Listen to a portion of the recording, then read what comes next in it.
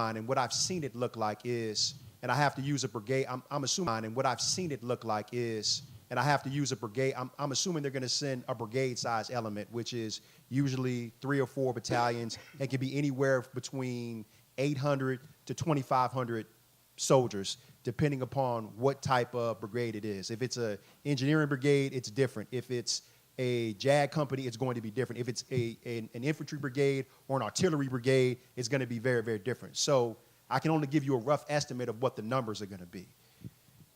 You would probably have them go to a centralized location where they have access to military equipment. If this is going to be a National Guard brigade, there is, and I still call it GSRI, right? There is a National Guard unit over at GSRI. There is also a reserve transportation unit over by Memorial Stadium. They will probably gather there, go ahead and get their op ords and their ex ords from their particular commander on the ground, which will likely be either a full bird colonel disseminating the orders from whatever higher up it's coming from on down to the smaller elements, battalion, company. Now, how that looks from there, I can't tell you because I don't know how it's going to match up with however their cooperative agreement is going to be with the local population, the local population's police force, i.e. BRPD, EBR, Sheriff's Office, and even the state police.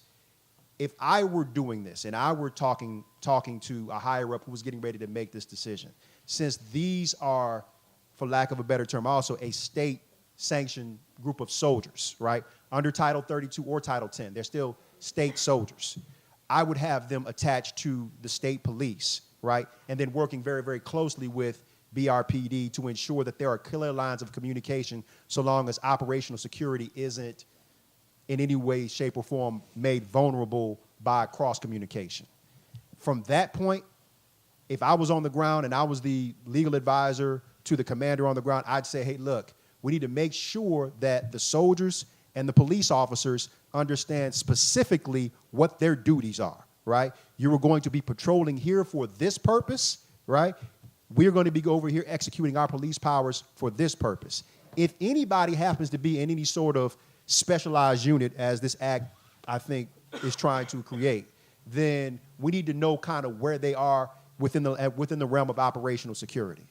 So that is a blueprint, and as the mayor said, how we would want it to look in real time in the best way, and then nobody's life is affected, right?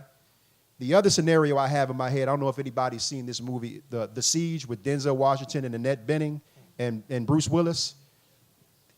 A little bit of a different situation. There was a state of emergency, but a lot of people have told me that that's how they envision it. And I can see a scenario where it goes that way. Now, I know our good mayor and our good chief of police wouldn't let it happen that way because this is not a state of emergency. But I can only give you a perspective based on what my experience is. If they get on the ground and the chain of command says one thing, his chain of command saying another thing, it could be a whole lot of people feeling a whole lot of ways about the different ways to exercise and implement whatever their jobs are going to be. What I can say, though, is that as soon as they touch ground, the mayor needs to be aware, the chief of police needs to be aware, the sheriff needs to be aware, the DA needs to be aware, right? And then all of the local, particularly the council and the mayors of the different municipalities need to be aware of what's going on so that they can have an understanding about what's going on and they can communicate that to their population so people aren't panicking, Chief. Okay, for the sake of time, Vernon, we do have a follow-up question for you before we get back to the questions from the audience. But for the sake of time, we will be kind of tying it up and wrapping up soon. But Vernon, if you could say in short, from what you've been seeing in other states and cities when the National Guard is deployed, what is the typical rules of engagement from the National Guard to residents and from residents to the National Guard? I can't answer that because I don't know what their rules of engagement are. Okay, we want to get to the next question. Absolutely. I definitely want to talk about the elephant in the room because we're, talking to you guys as if, BRPD hasn't been terrorizing the citizens here in Baton Rouge, right? So why would we expect you guys to actually be privy to what the National Guard is going to do when you're not privy to what your officers are doing, when actually you know and you're choosing not to do anything, right? And I'm speaking from personal experience. I was unlawfully arrested by your officer, David Kennedy. I have filed to have a meeting with you. I have spoken with Jeff, right, and nothing was done. I have been dragged through court, unlawfully arrested while advocating for a minor at a mental health facility, okay? So how are we, and the fact that you guys saying you don't know, I mean, it's, you know, quite in line with your behavior already, right? Because you don't know, clearly you don't care. Because if I knew that a National Guard was coming into my space, that would be something I would have already had a plan for. And there would be no way I would sit before the citizens and say, I don't know. There's no way, right? And then you even saying when they come, you'll hire them. Hire them now so they can come up with a plan and so they can inform the citizens so we can be safe, right? Because at the end of the day, you guys are gonna get to go home with your families and it will be bodies, right? There will be people that will be affected. It won't be you guys. It won't be your children. It's going to be the citizens. It's going to be the community. And there'll just be another name that we put on a T-shirt, you know, another person arrested that doesn't have a good attorney, right, that have to sit in the jail, right? There's going to be so many things. So this is happening right now in your city. And what are you doing about it? Are you being proactive about it? And you're not. So I just want to say that, you know, I know at the end of the day, if the National Guard comes in, I'll say, speaking for myself, there will be hell to pay. There will be hell to pay if they start, you know, doing whatever it is they think they're going to do with the citizens. We deserve to be able to live free. We deserve to be able to exist and not be afraid to step outside because somebody's going to, you know, now we have another force outside of BRPD, outside of the Sheriff Department, that's gonna do whatever they think they can do to us with no consequence. So, yeah. Good evening, everyone. So the closest thing that I can remember that is aligned with this is during the Alton Sterling murder. The ambush of the police officers in the state of Baton Rouge and the country in crisis. And we were proactive. Of course, this is under a different governor. During this time, we had John Bell Edwards. Didn't have, no disrespect, but we had Sharon Weston Broom, and they were all working together along with us as council members. The other thing about it is when the Department of Justice was sent to Baton Rouge because there were riots, everything. They did not go to law enforcement. They didn't go necessarily to the government. They asked them who in the community had the ear of the people. So when we met with the Department of Justice, they had a room kind of like this where they took notes on these kind of comments. And they went back to Washington for answers.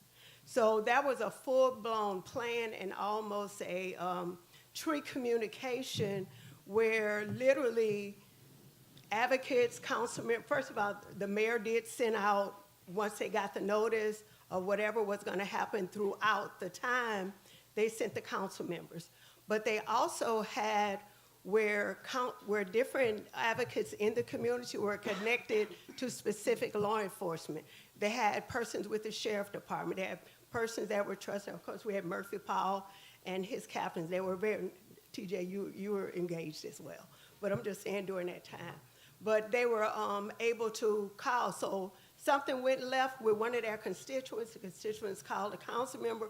We were able, or an advocate. They were immediately had somebody with one of those law enforcement agencies to look into that immediately. You don't wait till you get a call. When you wait, that says you have no power and they're not going to respect you at the state level or the federal level. A meeting like this, I hope you all taking notes of everything that they're saying. Also, if you read Acts 264, one of the things the Attorney General says that they can do warrantless arrest. So that already makes the law enforcement immune. No disrespect, but it's not going to happen like you're talking about here. What's going to happen here is they're going to either meet at Homeland Security, which is what happened during the Alton Sterling, from people from as far as Mississippi that came to our city. Now they might meet at 9,000 Airline. But because they have the technology and the reach and the phones and the accommodations and all of that, and so they're not going to the dirty barrack. So that's why local government needs to be on top of it, taking that information, asking all of these questions. You don't have to say, when are you going to let me know? You're supposed to say, I would like this amount of days' notice. You don't ask somebody, will they come? You tell them what you want. Yes, they have the discretion, but as a leader, you don't wait and let people tell you how to treat your people. You tell them what you want them to do. Then your hands are clear. Now what they do, you asked. But you get a plan and you say, if this is to come to pass, these are the things that I would like to have, and I know you're tired, you had a long day, me too, have in place. And I would like to begin to meet with some people now to tell me what is going on. Don't just be setting like, we setting duck, and if you're setting duck, then all your people setting ducks. So that's what I have to say. Get a plan. Thank you, thank you, thank you. But there are a whole lot of other people that have been through this in 2016, and we held the city down. We held the city down. Thank you. I have an interesting question. Are the National Guard going to have qualified immunity? If they commit some act upon a person, will they be able to pursue for civil restitution? Okay? And I have a prediction. I brought it up before. I don't know how many of y'all know when I referred to Kent State Massacre. Okay? This is a military presence, not a police presence. Okay? I predict that's going to happen again. It's just a matter of time and where. Hopefully not in Baton Rouge. Hopefully not in America. Thank you. If I could, just for a point. I know we mentioned the Kent State Massacre. Right. But that happened right here in Baton Rouge, too. Yeah. There's a place on Southern's campus that's called Smith Brown Center. So I just want to make sure that I'm not correcting you. I just want to add to that. That's the most famous. No doubt. I think it's probably world famous. No doubt. Right. But we need to elevate their names, too, and say we've been down this road before. Yeah, I've seen it at Southern University. It happened at, right. Thank you, sir. Thank you.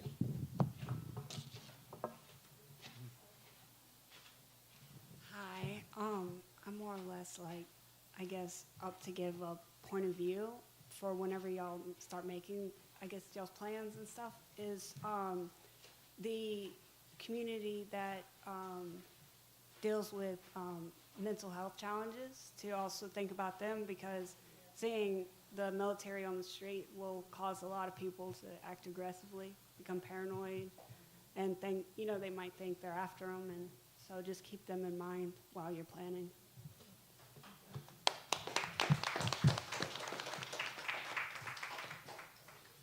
Hey, how y'all doing? Good evening.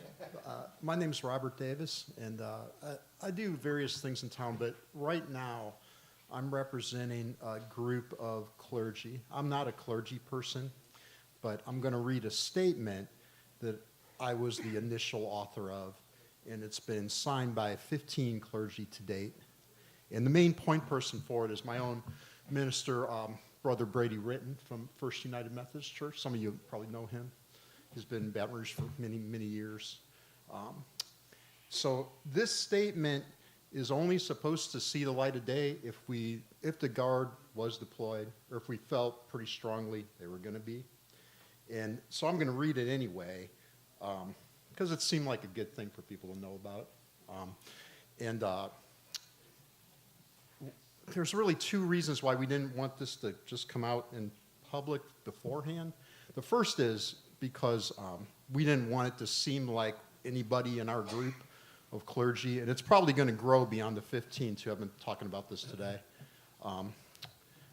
we didn't want anyone to think that we were in favor of the deployment. I can tell you that maybe you could find ministers who would be, but the people signing off here are all decidedly against it and think it's an amazingly stupid concept, and possibly a sin. But also, the other thing is there's a couple things in here where we're assuming things that may not be true. And most notably, there's some language in here about how we're saying that the deployment is indeed lawful. And, you know, we're tracking court cases around the country, and I'd have to say at the moment it would look to be very marginal if it would be lawful. But I'm going to read it as it's written. So I wrote the first version, and these clergy have had it for about 6 weeks. And what do you think they did with it? 15 clergy people in 6 weeks. What would be your prediction of what they did with my statement? Did they make it shorter? No. They did make it longer. It's not very long, really. And there's one part I think is kind of funny where it starts to sound like a Baton Rouge tourism brochure for a moment. I didn't write that part, but I'm going to read it in the voice it deserves. As faith leaders and citizens in Baton Rouge, we write today with love for our community and with concern for its peace and safety. Baton Rouge is our home. It's a place of resilience, culture, and hope, committed to the dignity of every person who lives here. This is the part that's a little questionable. We acknowledge that the Louisiana National Guard is being deployed under the lawful directive of the governor. We recognize these Guard members as fellow citizens, as our own neighbors, family members, and friends. We call on them to embody the noblest traditions of their service, protecting the vulnerable, honoring the law, and partnering with local authorities for the good of all. We trust they will serve with integrity, discipline, and compassion. We also call on our leaders in both Louisiana and Washington to invest not only in security on our streets, but in the deeper security of strong families, safe neighborhoods, good schools, and opportunities for every child. True public safety cannot be imposed by force. It grows where hope is nurtured. We welcome and encourage the deployment of state and federal resources, both human and financial, that strengthen communities here in Baton Rouge and across our nation. We reject the identification of Baton Rouge as a place of conflict. While conflict is part of the life of every community, it should not and does not define us. Baton Rouge is a city of faith, culture, and uncommon love. It's a home of great Southern music and cuisine, of world-class universities, and a people of many races, languages, and faiths who live side by side. It's a city that's endured floods, storms, and hardship, yet rises again and again with courage, creativity, and compassion. We call on all who live here and all who serve here to honor that spirit and to care for this community with heart and humility. Nearly every religious tradition teaches some version of the golden rule. Do to others what we would want for ourselves. In this season of tension, that wisdom invites us to seek not retribution, but restoration, not fear, but love, not division, but peace. May that spirit guide us all in Baton Rouge and beyond, standing together for peace and justice. And these signed signatories. Amen. Amen.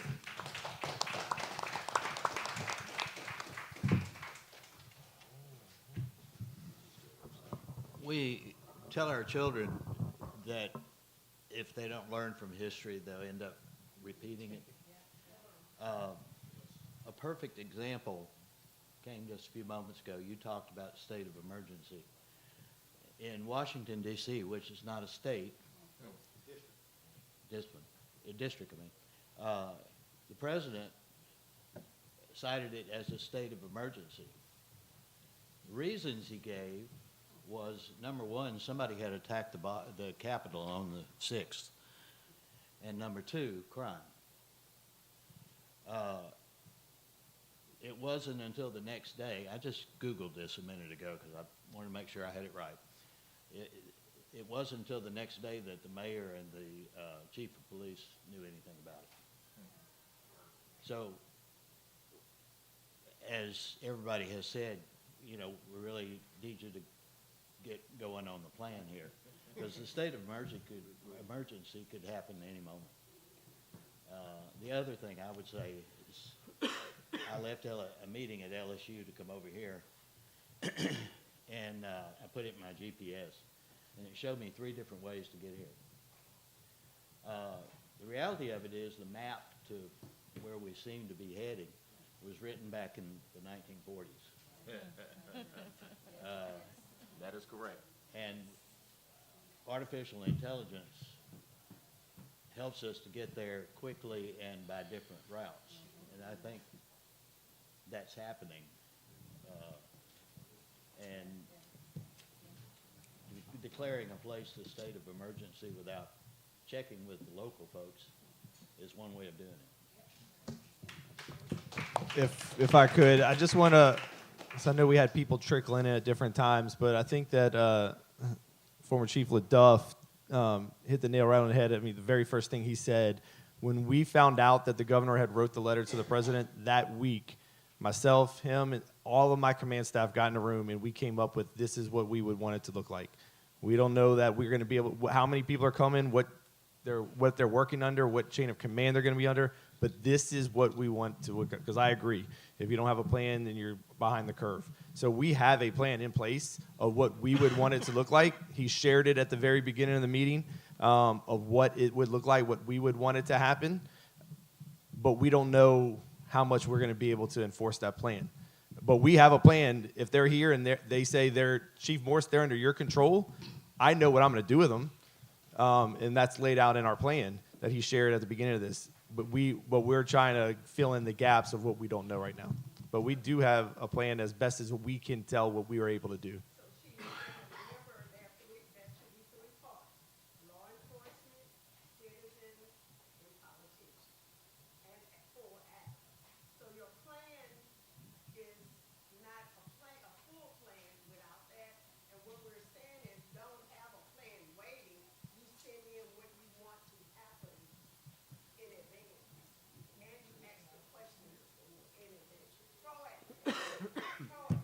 Okay.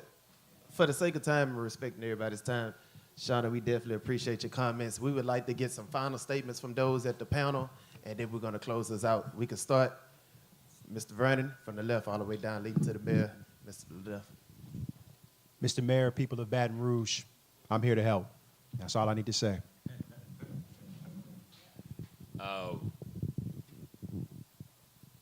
I'm deeply concerned about what I'm hearing. I'm deeply concerned about what I'm hearing. That's really all I really can say. I'm just really deeply concerned about what I'm hearing, the things that I've seen around the country. I hear you playing, but from what I'm hearing from y'all, I don't think they care what your plan is, right? And I think that you guys should be very concerned for your citizens, for your loved ones, for your officers when they're not in uniform. I don't know what the real goal of coming to Baton Rouge is. All cities have crime. Not saying y'all have dealt with it the best way, but maybe y'all are the best ones to deal with it, right? And to the people out there really paying attention, you have to hold individuals accountable. And the last thing I'll say is this, is that on one hand, we're saying we don't want big government, but that's exactly what we have here, is a governmental overreach. And it's almost as if the 10th Amendment means nothing underneath this presidency. And if we're not careful, we're going to be in a complete state of a militarized state, because we're there. And that's all I have to say. I'm really concerned about our children and our safety. What I would like to offer up, the NAACP, along with the Indivisible Baton Rouge group, we will put together Know Your Rights training for community members who would like to partake on what their basic rights when there are rules of engagement with law enforcement and National Guard. You guys can find the Indivisible group on Facebook, the NAACP, both the state conference as well as the Baton Rouge branch, and myself. Again, my name is Tia Fields, and I'm here to empower community. So, yeah.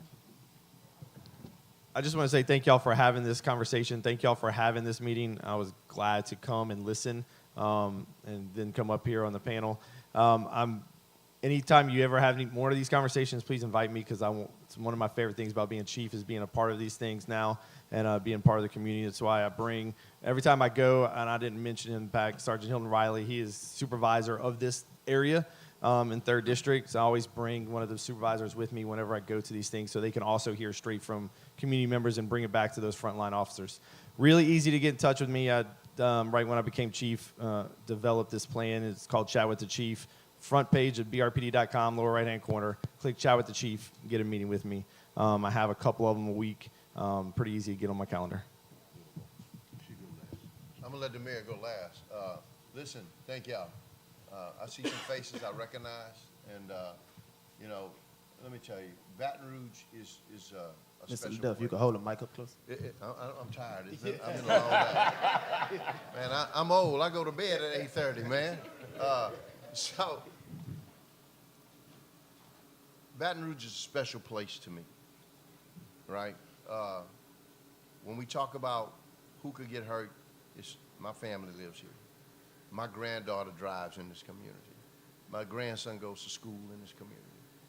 The reason I came back to work, let me tell y'all why I came back to work. I'm usually not long-winded, but I'm gonna take a minute.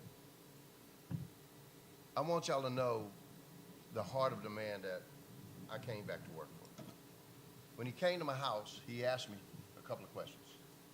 Number one, he asked me where I lived, and I told him I was gonna drop him a pin. And he said, what's a pin? So I said, just touch it and bring it to my house. He got to my house, he said, I'm not here for a check, and I'm not here to ask you for your support. I said, what are you here to ask me for then? He said, I'm gonna ask you to come to work for me, with me, if I win. And then he asked me a question that I've never been asked before in my life. And it shook me. And I'll tell you what the question was. He asked me, do I think about dying? I thought that odd. I said, I'm older. I suffered a heart attack some years ago. I don't think about dying. I think about living every single solitary day. I think about being healthier. I said, Coach, that's a weird question. Why would you ask me that? I said, do you think about dying? He said, yes, I do. And this is when I learned this fact. He said, I have 2 autistic children, one of which is nonverbal. He said, with me being the oldest, when I die, I'm going to go to heaven. And I'll get to wait until my children die. And when my son, who's nonverbal, gets to heaven with me, it'll be the first time we ever had a conversation together. I don't want to see anybody hurt. We wrote a plan day one. Baton Rouge wasn't on we've talked to community leaders, we've talked to legal advisors, and I found some more here today that I certainly will be in contact with. We've talked to Washington, D.C., we've talked to the Metropolitan Police Department, we've talked to the DOJ, we've talked to everybody we can. I'm in constant contact with some folks on the ground in New Orleans, we're sharing information. So we're going to do everything we can to make sure that if it does come, the thing I told the mayor was, if it happens, we're going to make sure it's done right. Thank you, Chief. Well, I want to thank everyone who's here tonight and thank all the folks who put this on. I think it was very informative and very powerful. I can tell you, I think at the table, if we had to rank who learned the most tonight, it'd be me. I mean, y'all, a lot of people know their stuff. So what we're going to do, and you can spread it to your people, we're going to circle real quick anyone who's on this table and perhaps anyone in the audience who'd like to be a part of it. One thing I can do, I'm not on speed dial with the governor, but I can get in touch with him, and I'm going to at least have an ask, and my ask is going to be, what's the update? What's going on? Can I tell my people yes? Can I tell my people no? What can I tell my people? So I'm going to do that tomorrow, And Chief, if you'll get with Mr. Thomas and the group, we're going to line something up, and then we'll come up with a plan, the best way we can to get it to the community. You know, almost be like a campaign almost, but we'll find a way to get anything out, you know, everything out we need to do. Just know this, we live in a crazy world. It's sometimes a divisive world. When disasters do happen, that's the time Baton Rouge seems to come together the best. I hate for a disaster to come, but when it does, that's that magic in that bottle for a short period of time. And my dream as the mayor-president is to try to bottle that stuff. But I do understand there is anxiety, there is mistrust, and I know as the mayor-president, there's just going to be some things I won't be able to do right no matter what. But with the hand of God and the truth and everything else, just know that I'm here as a servant, and I'm here to serve you. So with 3 years left, I'm not going to tell you what I'm going to do. I don't know. With 3 years left, I'm not going to tell you what I'm going to do. But I ask you to just open your eyes and your hearts to watch what I'm going to do. Thank you.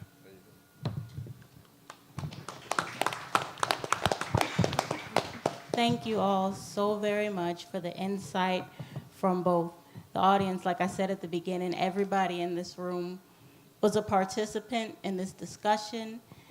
The goal was to make everybody's voices heard, to get people in the room where we can hear from the insight, the wealth of knowledge and experience that comes from our community coming together and collaborating, and to walk away with the semblance of a plan, some knowledge to dispel any misinformation. And I feel like our panelists and our audience did a great job at contributing to that goal.